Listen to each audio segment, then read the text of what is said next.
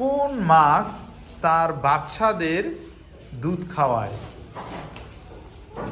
মানে স্তন্যপায়ী প্রাণীর মধ্যে পড়ে যায় ওই মাছটা।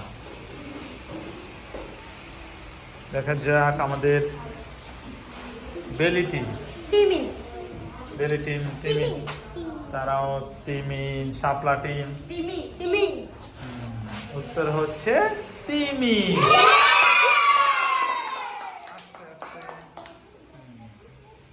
পরবর্তী প্রশ্নে চলে যাচ্ছি আমরা।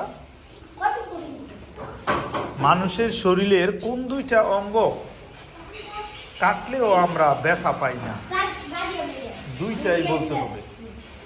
মানুষের শরীরের কোন দুইটা অঙ্গ কাটলেও আমরা ব্যথা পাই না? কি কাটলে আমরা ব্যথা পাই না? এই টিম ওরা হাত তুলে ফেলেছে।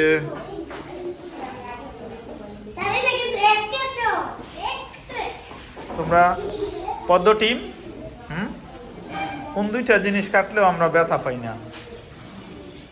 দেখি পদ্ম টিম থিঙ্কিং করছে। বলো, কোন দুইটা জিনিস কাটলেও আমরা ব্যথা পাই না? কি কি কাটলে শরীর থেকে আমরা ব্যথা পাই না? 3, 2, 1। তারা বলেছে চুল। দেখা যায় তারা বলতেছে নখ।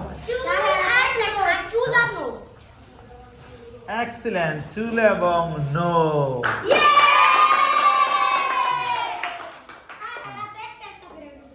ওকে, এর জন্য ওরা 5 করে পেয়েছে আর তোমরা 10 পেয়েছো।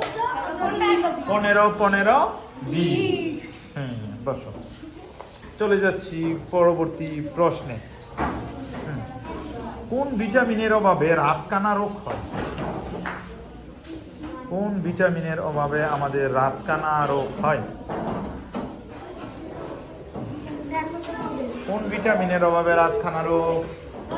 পদ্ম টিম, ভিটামিন সি। তারা হচ্ছে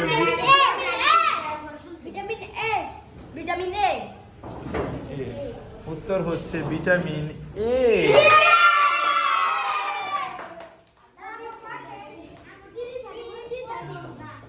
15, 25, 30।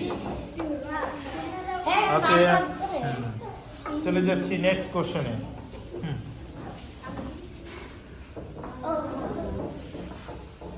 আমি একটা ধাঁধা দিচ্ছি। ইজি দাদাই।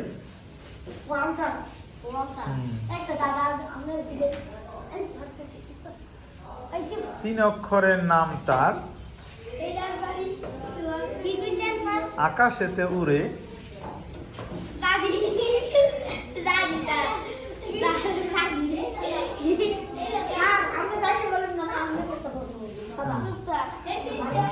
তিন অক্ষরের নাম তার, পানিতে বাস করে, মাঝের অক্ষর বাদ দিলে আকাশেতে উড়ে।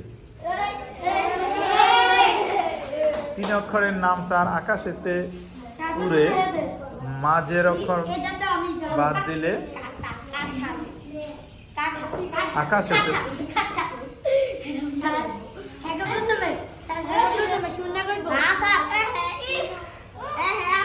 তিন অক্ষরের নাম তার, পানিতে বাস করে, মাঝের অক্ষর বাদ দিলে আকাশেতে উড়ে।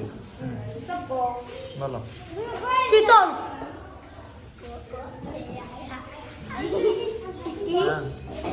কাকড়া।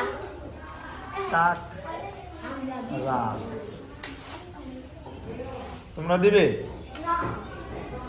হ্যাঁ, পদ্ম টিম দিচ্ছে না, বেলি টিম দিয়েছে চিতল এবং শাপলা টিম বলেছে কাকড়া। আমি বলছি 3 অক্ষরের নাম তার, জলে বাস করে, মাঝের অক্ষর বাদ দিলে আকাশেতে উড়ে। উত্তর হচ্ছে চিতল। হ্যাঁ, এই যে চিতল, চরে শিকার চি ত ল। এই যে চরে শিকার চি, তারপর ত ল, চিতল। এখন যদি আমরা মাঝখান থেকে বাদ দিয়ে দেই তো চিল। চিল আকাশেতে উড়ে না, আর চিতল মাছ পানিতে বাস করে, সেজন্য উত্তর হচ্ছে চিতল। তাহলে দেখা যাচ্ছে আজকের বিজয়ী হচ্ছে বেলি টিম। কংগ্রাচুলেশন।